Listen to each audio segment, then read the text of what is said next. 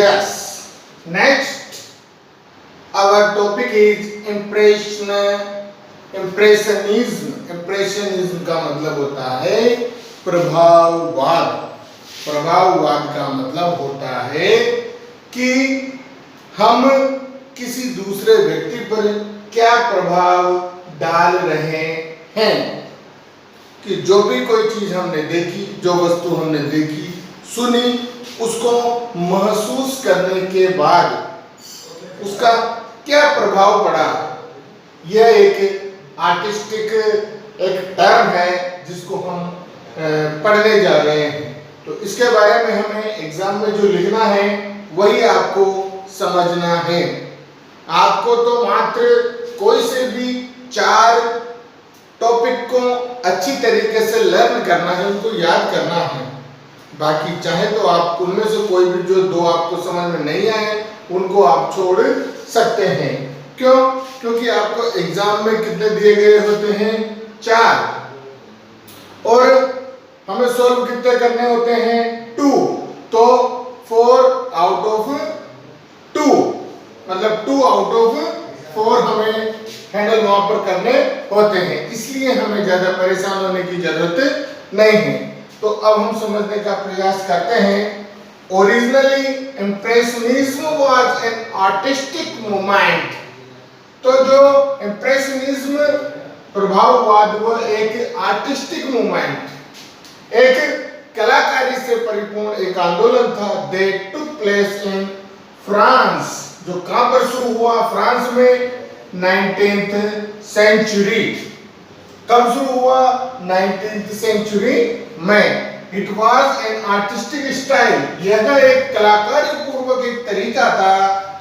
In literature, और साहित्य में it is a literary style, यह एक ऐसी लिटरेरी स्टाइल थी, ऐसी साहित्यिक विधा थी, इन विच जिसमें द राइटर प्रोवाइड्स, तो जिसमें जो लेखक था उसको उपलब्ध कराए जाते थे फ्यू वेग डिटेल्स, कुछ धुंधली डिटेल्स ऑफ ए सीन, किसके बारे में?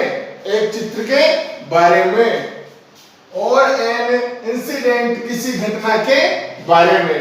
तो कोई घटना या फिर कोई चित्र बताया जाता था, स्पष्ट रूप से नहीं बताया जाता था, मात्र उसके बारे में थोड़ा सा आइडिया दिया जाता था, कोई विचार दिया जाता था कि यार आप इस आइडिया के बारे में कुछ बताइए, और इसको आइडिया को सोचकर आपको इसके बारे में इसका उत्तर बताना है।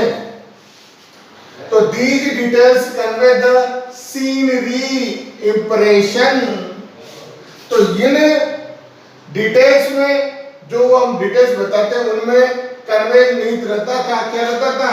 सीनरी इंप्रेशन, उस चित्र का प्रभाव, ऑफ दैट सीन, इसके बारे में, उस दृश्य के बारे में, और उस घटना के बारे में। किसके बारे में? ऑन कैरेक्टर्स माइंड, उस पात्र के दिमाग में। The details are all about, और जो डिटेल्स होती थी वह सब व्हाट द कैरेक्टर, किसके बारे में होती थी वह डिटेल्स? जिसको जो पात्र होता है वह देखता है, सुनता है, महसूस करता है, और फील्स, महसूस करता है, सूंघता है, अराउंड हिम, उसके आसपास। The writers leave it up to the reader, और अंत में जब लेखक होता है वो किसके ऊपर छोड़ देता है? पढ़ने वालों के ऊपर छोड़ देता है, रीडर्स के ऊपर छोड़ देता है। टू थिंक इट, कि इसके बारे में आप सोचिए।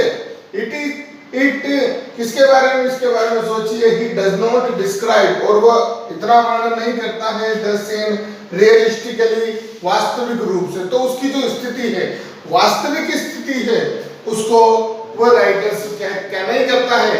नहीं बताता है, और उसके बारे में आपसे सोचने के लिए वह कहता है। तो some best examples of impressionistic literature are Joseph Conrad का द हर्ट ऑफ टाइग्रेस, और एक यूलिसिस आपकी एक पोएम है वह the portrait of A lady.